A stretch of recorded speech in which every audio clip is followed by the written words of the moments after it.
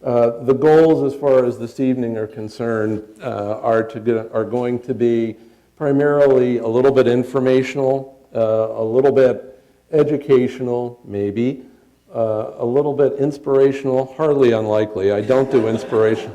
I think it's highly unlikely it'll be inspirational, but it'll certainly be cynical. So that said, we'll go ahead and get started. In any event, then you get to junior year, and that's when you have to make the big decision. You got to decide between medicine or surgery. And I don't mean specifically, but you got to decide between medical fields or surgical fields. You have to ask yourself, do I want to preside over the course of chronic illness without ever once altering that course? Or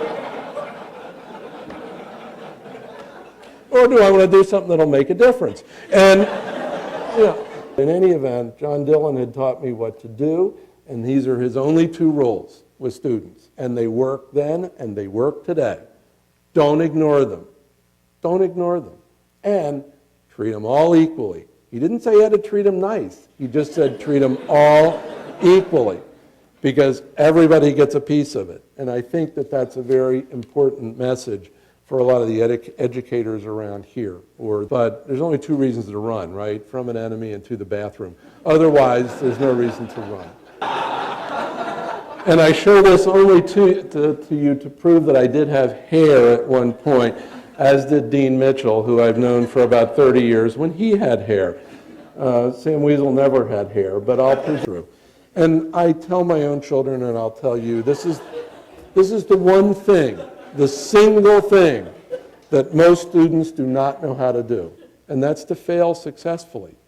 You really don't. I mean, as parents, we tend not to teach our children the, if you will, the ability to fail successfully.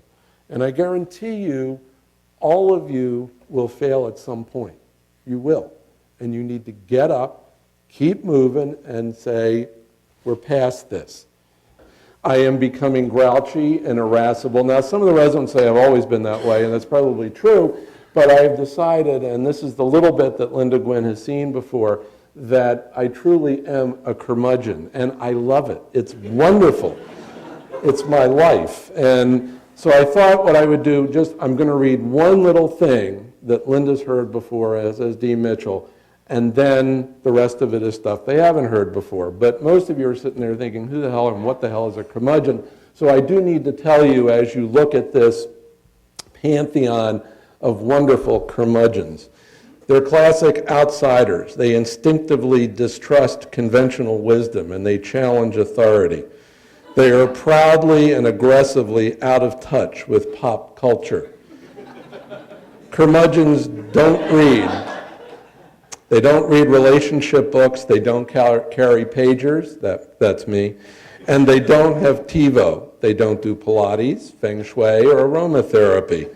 Curmudgeons never watch must-see TV, and they know the very term is a contradiction.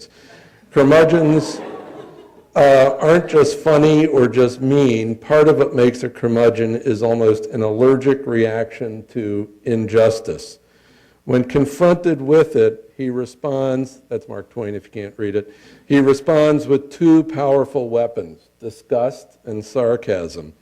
We call curmudgeons irascible, grouchy, even grumpy, but the world needs us. They refuse to see life through the filter of wishful thinking. All about the patient, and what would I tell you? These are some of my lessons. Talk to the patient despite their age. If it's a kid, talk to the kid. Don't talk to the parent, talk to the kid. They're listening, they hear, talk to the child. Teenagers, the same thing. Communicate with them, and don't be afraid to touch them parenthetically in the right place. This will get you fired if you touch them in the wrong place, but touch them in the right place. Don't be afraid to examine the patient. And so it's amazing to me, you go through all this physical diagnosis, but all you want to see is to get on a Zixies and look at the MR. Don't do that. Examine them. It's okay. They're paying you good money to do it. Not good money. Look at them. Don't look at the damn computer terminal. And especially you all are going to have the experience of having to do data entry on centricity or whatever system is currently being used. It's very hard, but make an effort to engage the patient. It's harder and harder, I agree. And be honest with them. You know, if they've got a malignancy and it's bad, tell them. Most people want to know. So don't be condescending, and this is the one message that if you've never been given it, get it. Those people will make your life easy, or they will make it impossible. For those of you that are rotated in orthopedics, why do my rooms get turned over quickly, and some of my partner's rooms, maybe the turnover time is 45 minutes? Why? Because I know Dave and Donovan and Victor, and I know the team they root for and what their kids do, and I ask them. And so when Dr. McGuigan's bitching over on the side because it's an hour late, they're turning my room over right away. This is common sense, you guys, but those people work hard. They're human beings, and they deserve to have you know them. Don't be condescending. And for God's sake, don't call mothers mom. I hate it. They don't want to be called mom. It's Mrs. So-and-so. And how many of you walk in the room and say, well, Mom, tell me about what's going on with Fufu? Don't do that. It's Mrs. So-and-so. Don't call me Mom. And this is my personal one, but don't ask about the insurance. Just see the patient and take care of them. The reality is most of the time you've got somebody employed who will ask them about the insurance, but that should not be your first motivator. Your motivator is to take care of the patient. It's your profession. Don't be apathetic about it. Engage. You decided to do this, you may as well suffer through it with the rest of us, as Vinny said. And for God's sake, be humble, because you're always going to come across people who are smarter than you are or more skilled than you are, and just be prepared for that. We are all dispensable. Even if you're a legend, you're still going to be 6 feet under with the rest of us. So be honest with yourself to avoid the great lies. Most of you know these. So the great lies: the infection is just superficial, as it's pouring pus out into the bed. Or the implant is in excellent position, as it's in upside down or on the wrong side. Or I'll love you in the morning. Or the check is in the mail. Or I'm from the government, I'm here to help you. Or my own personal favorite, and let me get your nurse.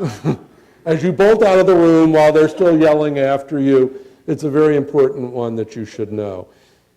But no matter what you do, don't give up your day job.